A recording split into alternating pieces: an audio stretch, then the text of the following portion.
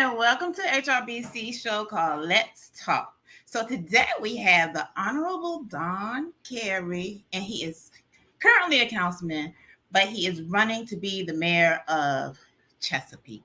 So welcome. Well, thanks for having me. I saw the picture of me from the last time we interviewed. I've lost some weight since then. I'm glad to see that. How you doing today, Nina? I'm good. So would you like to tell us a little about yourself? Sure. So I'm from Norfolk. I went to Booker T and Norfolk State University before being drafted into the NFL in 2009. I played 10 years with the 8 years with the Detroit Lions and 2 years with the Jacksonville Jaguars. Retired in 2018. I'm married to my beautiful bride of 10 years, Lakeisha Carey. She's an attorney here in the area, and we have 4 beautiful children, Victor, Amelia, Asher, and Eliana. Outside of being a council member, I serve on several boards in the area. I serve on the Reach Foundation board, which is my nonprofit that uses sports to educate students about STEM jobs. I also chair Hampton Roads Transit, which governs all of the bus systems here in Hampton Roads. And I'm the chair of the Department of Social Services. We interpret and clarify the policies that are set forth by the General Assembly in terms of elder care, foster care, food stamps, assistance, and things of that nature. Oh, okay. So you chair a lot, huh? I am busy. All in the community, huh? Yep, definitely. Like that. Okay. So I have a few questions for y'all. You ready? Oh, I'm scared. Let's do it. I'm ready. All right. Here we go. First question is, why did you want to become the mayor? Why are you running? So initially, I didn't want to be mayor. I, in full transparency, I saw council as a pit stop to go higher in politics. But what I've since learned is someone with my temperament is not really geared towards the state or federal level. I'm much more geared towards the local level, which is the first touch of government for the vast majority of citizens.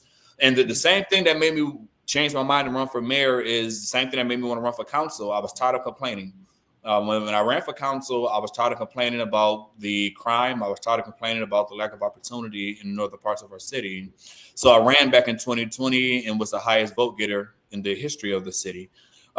Since being on council, I see that there are grave issues of housing, issues of flooding, issues of equal representation amongst neighborhoods, issues of crime still, issues of gang activity, and issues of infrastructure.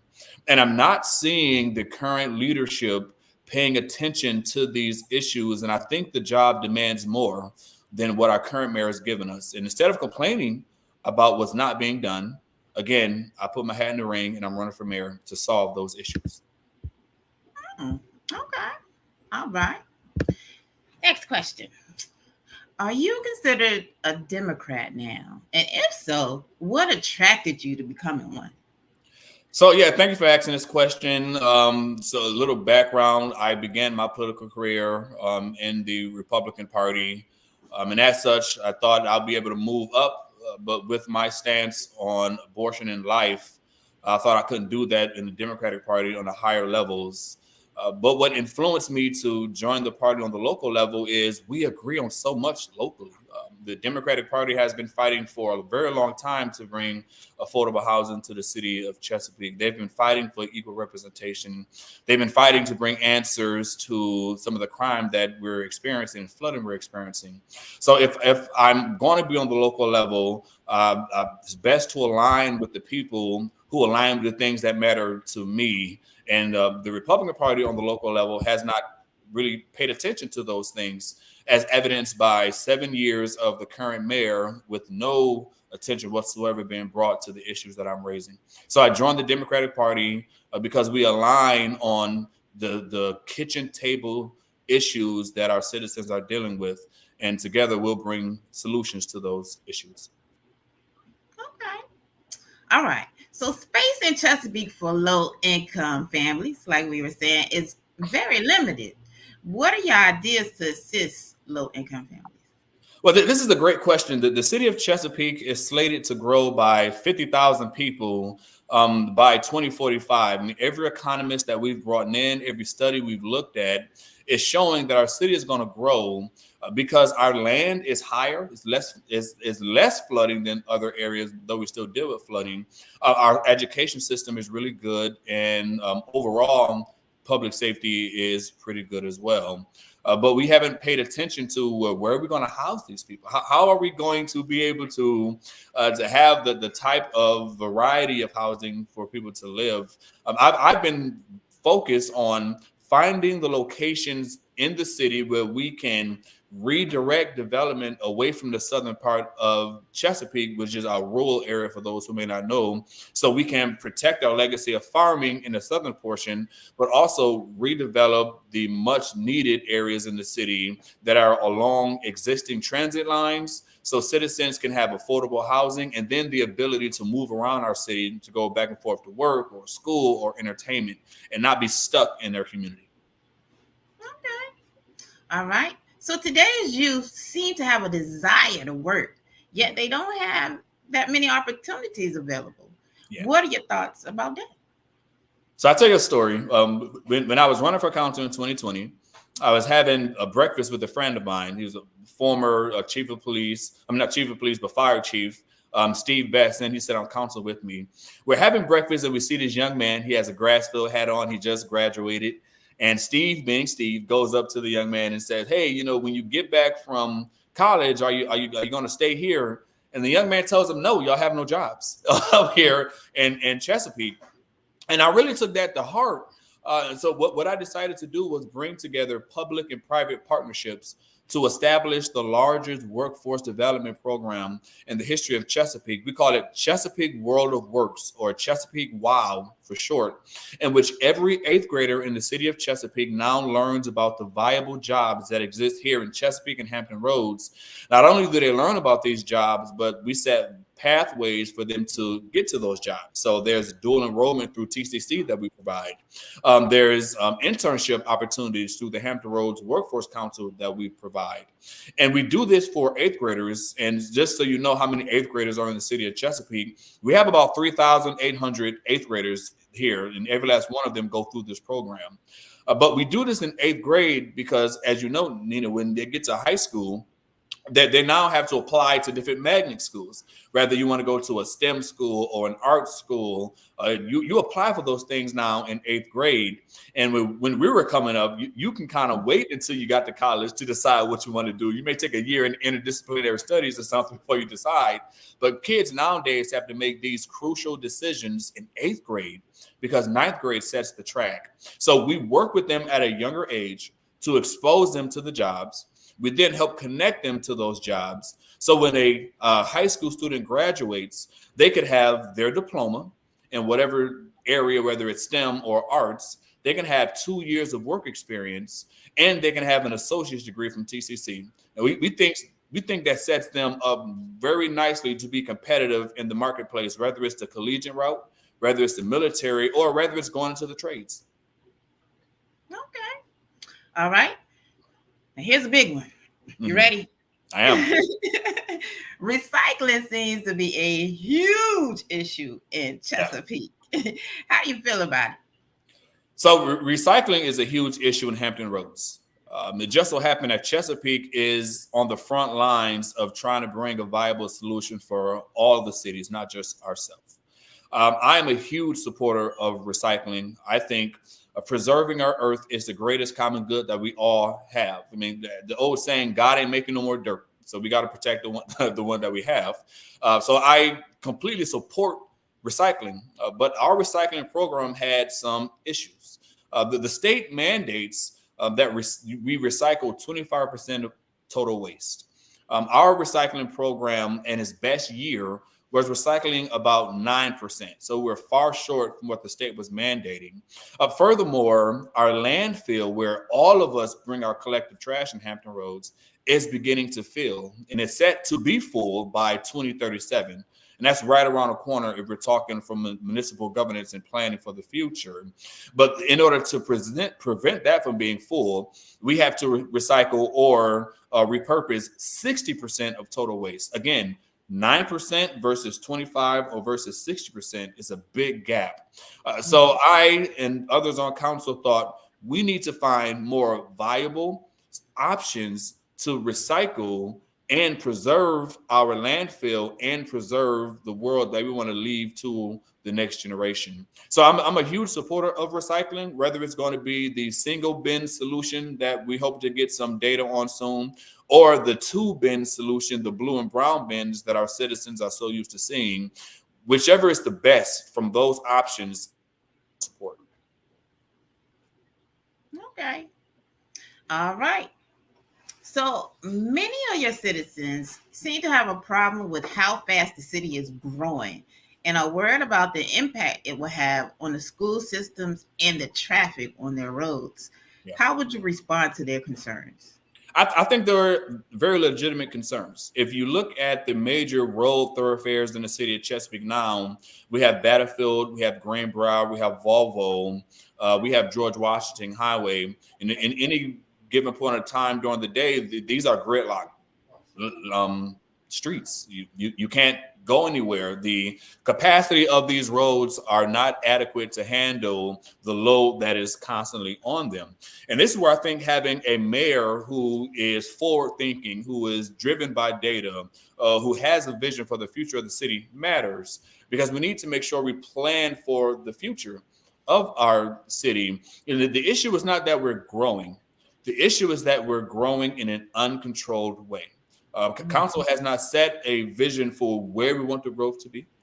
Council has not set a vision for how we make the roads adequate to get there. Council has not set a vision to how we can make sure our communities are interconnected. So if you're in the Western Branch area, you're not stuck there, or the Deep Creek area or the South Norfolk area, you're not stuck there. My job as mayor, and what I'm fully committed to doing, is to help the development community know where we want them to grow or where we want them to focus their energies and where we don't want them to focus their energies, and also work with the citizens to make sure our roads are adequate, to make sure we're getting the type of housing that our citizens need, whether that's first-time home buyers, or whether that's the missing middle, the triplex, duplex, and quads, or apartment complexes, townhomes, and condos that so many of our generation like to live in, or whether it's the traditional single-family housing that some of the older generations like to buy. We have to make sure we're doing what's necessary to make sure our city remains an exceptional place to live, learn, work, farm, and play. We have not done a good job of that. As mayor, I will make sure we do a great job of that. Okay. All right. So now, if elected, what are the top 3 things you hope to accomplish while in office? Sure. So before I get to the top 3 things, I think it's important that whomever the leader of the city is, that they protect the gains that you've had in the past. So Chesapeake has a rich legacy of a great education system. It's one of the tops in the country, definitely one of the tops in the state. Chesapeake also has a legacy of commitment to public service, public safety. I apologize. We give the bulk of our budget to these 2 areas. About 48% goes to the schools, about another 25% goes to public safety. As mayor, I am committed to furthering that legacy. Our schools will remain funded, and our first responders, our police, our sheriff, and our fire, they will also remain funded with the resources they need to keep us safe. But in addition, I want to enhance those deals. I want to take the Chesapeake World of Works and figure out how can we enhance that to help our teachers, who are doing a wonderful job of educating our students, help connect them to those meaningful jobs. I want to enhance our public safety to make sure we're not just working with the first responders, but now we're working with the community leaders to help them to have agency over themselves, to take control of their own communities. So we're not over policing. But I also want to bring answers to the housing issues. How can we get that varied housing that we need? How can we make sure we have a flood mitigation plan? The only city on the south side that doesn't have a flood mitigation plan is the city of Chesapeake. We need to fix that. How do we make sure that we have infrastructure so our roads are adequate? Our students are not walking along dangerous highways to get to school, like in the Deep Creek area, going down George Washington Highway. These are the things I want to focus on, all while being accountable to the citizens, transparent and open about what government is doing, and built on integrity so that they know, even if you disagree with something that I do, that it was done in earnest. It was done in righteousness. It was done for the furtherance and the betterment of the city of Chesapeake. Okay, now that's all the questions that I have for you. Is there anything else you would like to tell the people? Sure. Several things, if I could. The first is a reminder that early voting has begun. It started last Friday. So you have another 42 days to make your voice heard before the election. So I would hope that if you live in the city of Chesapeake, you're mosey on down to the registrar's office and vote early, or you can request an absentee ballot to come to you. So don't forget to vote. Make sure you check your registration as well. The second thing I would like to make citizens aware of, that there are people who do not want me to be mayor. And as such, several lawsuits have been filed against me. One to take me off of council, and the other to take my name off the ballot altogether. The court date for both of these lawsuits is going to be this Thursday at the Chesapeake Circuit Court at 10 a.m. So I hope to have more information for you then. Looking for a favorable ruling from the judge. Hopefully he sees it righteously like we do, and we'll continue to be able to run and represent the people of Chesapeake like we've been doing. So just out of curiosity. Sure. A lawsuit for you being on Chesapeake Council. Yes. Is being heard in Chesapeake? Is that? Yes. Yeah. So what happened is all the judges in the area recused themselves. They said they want no parts of this. And the Supreme Court appointed a substitute judge from a different city who's going to come in and then hear both cases at the same time. And then that judge will make a ruling on whether my name stays on the ballot and also whether I stay on council if I have to vacate my seat. Okay. All right. So just out of curiosity, yes. Why do you think they did all that? Well, I mean, there's several individuals who don't like the things that I'm doing. In addition to affordable housing, in addition to infrastructure, in addition to making sure that we have flood mitigation plans within the city, I also want to make sure that the city moves from an at-large voting system to a single-member district, which is in essence a ward system like we have in nearly every other city in Hampton Roads, nearly every other city in America, to be honest with you. But there are people who don't like that because it is going to disrupt the power structure that's been in place within our city for a very long time. But I wasn't elected to serve the power structure. I was elected to serve the people. And there are areas within our city that have been ignored, forgotten about, and are, in short, dilapidated as a result. Now, our city manager does a phenomenal job. He maintains the policies that we put forth. He manages the 4,000 employees that work for the city.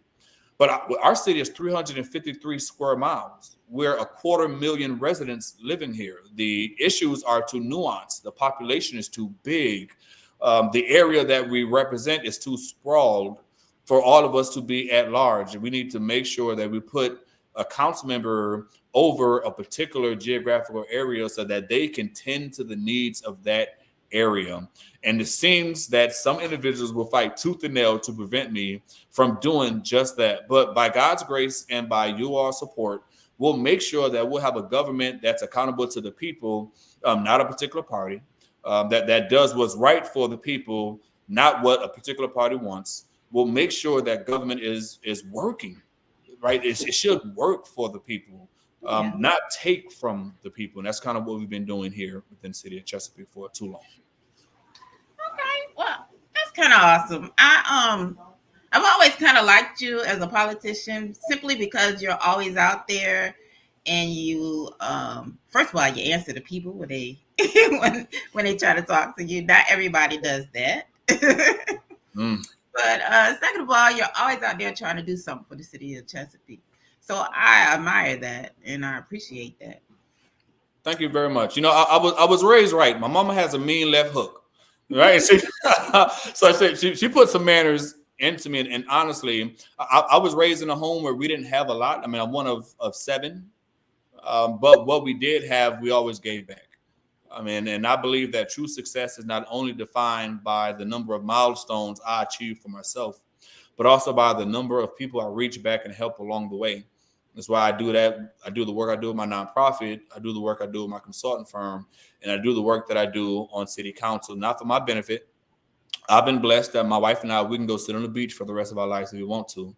But when I see the plight that is happening within our city, when I see the need that citizens have and where it is appropriate for government to step in, I'm saying, Lord, if no one else is going to answer the call, then here I am, use me.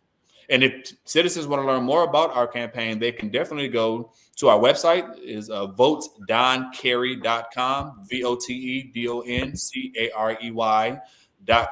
You can also give me a call. I'm one of the few politicians who will give you my cell phone number. My phone number is area code 202-257-6749. I go to sleep late, I get up early, and I'm always happy to talk about city business. Okay. Well, those are all the questions that I have. And, you know, I really do appreciate you coming and talking with us. And I don't see any other questions. So I appreciate it. And thanks everybody for watching. And I wish you the best of luck. Thank you so much. Y'all have a blessed day.